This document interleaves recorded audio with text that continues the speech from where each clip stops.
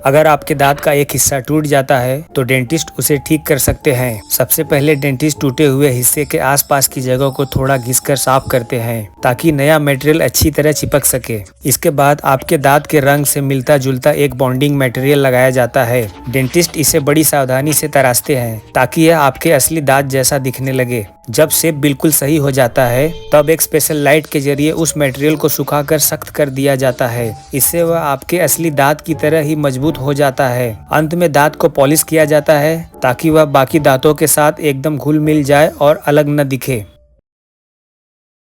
आपने शायद गौर किया होगा कि जब आप शरीर के किसी हिस्से पर शेव करते हैं तो बाल पहले से ज्यादा मोटे और घने उगते हैं। लेकिन क्या यह वाकई में सच है? जब आप शेव करते हैं तो आप बालों को स्किन की सतह से काटते हैं जहां वे पहले से ही घने होते हैं, और इस प्रोसेस के दौरान रेजर बचे हुए बालों को खुरदुरा कर देता है। इसी वजह से जब बाल दोबारा उगते हैं तो वे ज्यादा घने और सख्त महसूस होते हैं। उनकी बनावट बदल जाने की वजह से बस वे अलग महसूस होते हैं। क्या आपने कभी सोचा है कि अंडे के अंदर योल्क यानी जर्दी क्या होती है?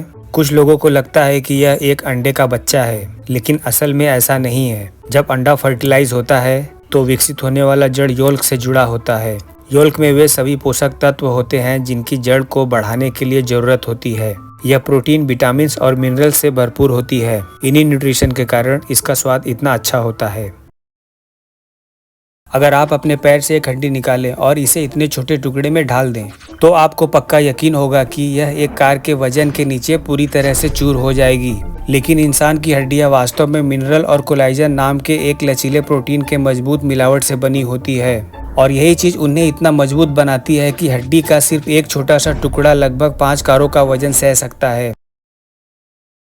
अंडे की बनने की शुरुआत मुर्गी के अंडा से यानी ओवरी से होती है, जहां सबसे पहले अंडे की जर्दी यानी योल्क तैयार होना शुरू होती है। कुछ दिनों बाद योल्क तैयार होती है और फिर एक लंबी घुमावदार ट्यूब में प्रवेश करती है। इस ट्यूब में योल्क अंडे के सफेद पार्ट के साथ मिलती है जो उसके चारों ओर लिपटना शुरू कर देती है। जैसे जैसे अंडा ट्यूब में आगे बढ़ता है उस पर धीरे धीरे सफेद बाहरी कवच बनने लगता है। लगभग 1 दिन की इस पूरी प्रोसेस के बाद मुर्गी अंडा दे देती है।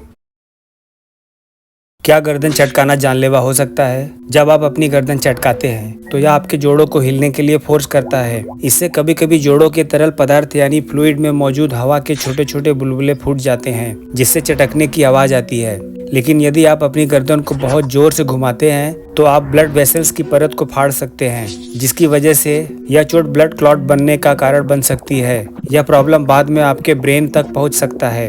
एक बार वहां पहुंचने पर यह क्लॉट ब्लड फ्लो को रोक सकता है और स्ट्रोक आने का कारण बन सकता है।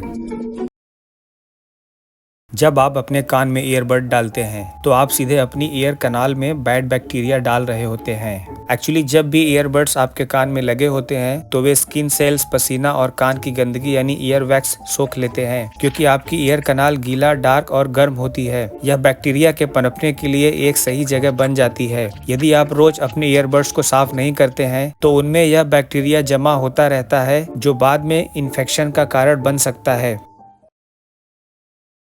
जब आप लिप फिलर करवाते हैं तो आपके होठों में एक सुई डाली जाती है। जैसे ही सुई आपके होठों में प्रवेश करती है, फिलर को धीरे धीरे टिश्यू में छोड़ा जाता है। यह फिलर हाइलुरोनिक एसिड से बना होता है जो पानी को अपनी ओर खींचता है। पानी खींचने की इस क्षमता के कारण होठों में एक उभार का इफेक्ट आता है। डॉक्टर आपके होठों के सही जगह पर एक मात्रा में फिलर इंजेक्ट करके उन्हें सही शेप देते हैं। यह फिलर होठों के टिश्यूज के साथ मिल जाता है और इसका असर लगभग 6 से 12 महीने तक बना रहता है।